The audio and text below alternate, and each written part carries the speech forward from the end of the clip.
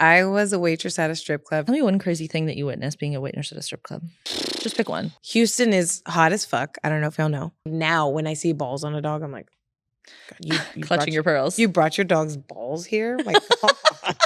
You brought a baby to a bar? Are you going to be outside fucking in 3-degree weather in Massachusetts in the winter? No, but I'm also not out fucking in the hot weather. So same. Our rescue era. Wait, this was actually a dog that I met at Bark. He's still available for adoption. He's so cute. I met this one. This is Bun Bun. I fostered him for a couple days. His name is Duke. I know all the dogs. I just can't tell upstate. Do you know how many dogs you've fostered? Do you keep track? I would say maybe somewhere in the 30 to 40 range. Wow. Maybe. Yeah. That's amazing. Yeah.